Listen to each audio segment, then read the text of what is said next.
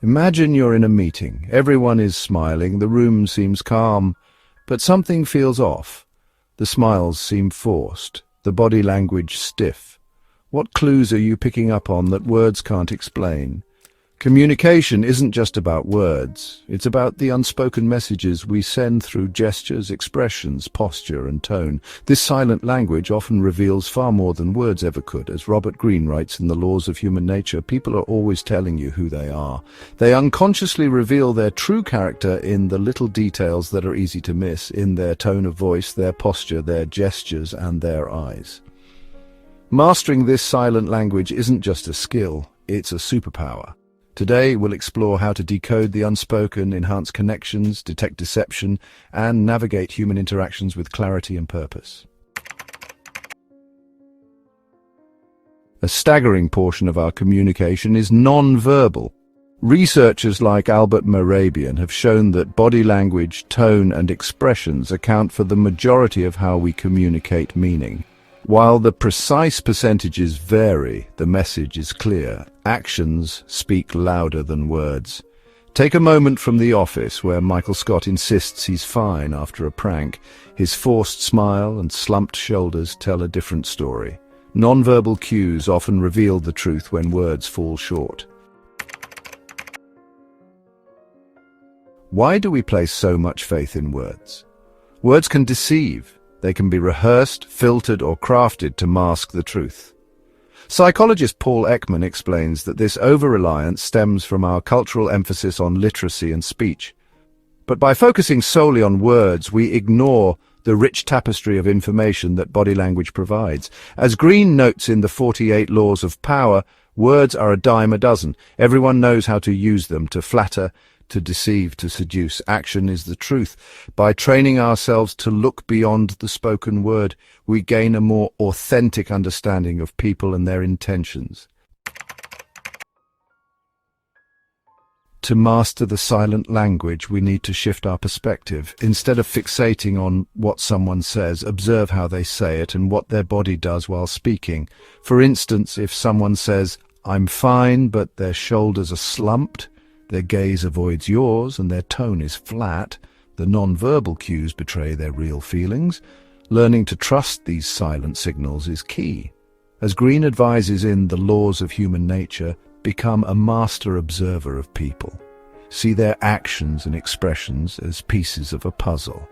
Look for patterns. Over time, you will develop a sixth sense for decoding their behavior. Mastering non-verbal communication doesn't happen overnight, but here are some practical steps to get started. First, eye contact, often called the windows to the soul. The eyes often reveal emotions that words conceal. For instance, prolonged eye contact signals trust or interest, while avoidance may suggest unease or deceit. Rapid blinking or darting eyes can indicate nervousness or dishonesty. An example of this can be seen in the movie Inception, where characters gauge trust through eye contact during dream state interactions. This really underscores the power of gazes to reveal unspoken truths. Next, facial expressions, which I like to call the micro-reality. Our faces are the most expressive part of our body, often betraying hidden emotions. A genuine smile engages the eyes, creating crow's feet, while a fake one doesn't. Then there are micro-expressions, brief involuntary expressions like a flash of a frown, that can reveal suppressed emotions. For example, watch for subtle shifts during job interviews, where candidates might suppress nervousness with overly polite smiles. Then there's body language, which tells the unspoken story. Body posture speaks volumes about someone's state of mind. Openness is shown through uncrossed arms, relaxed shoulders, and leaning forward, indicating engagement. On the other hand, defensiveness is suggested by crossed arms, turning away, or fidgeting. Mirroring body language can indicate connection or agreement. For instance, in negotiations, mimicking a counterpart's posture can subconsciously build trust and rapport. Lastly, we have the tone of voice, which often carries more meaning than the words themselves. A rising pitch can signal excitement or nervousness, while a flat, monotone voice often suggests boredom or frustration. An example of this is when you listen to customer service representatives. Notice how their tone changes when handling complaints versus compliments. Milton Erickson, a renowned psychiatrist, turned adversity into an extraordinary skill. Paralyzed by polio, he couldn't rely on typical social interactions. Instead, he observed. Erickson became a master of reading subtle cues, tone, micro-expressions, posture, transforming his ability to connect with others. We can adopt Erickson's practice of deep observation.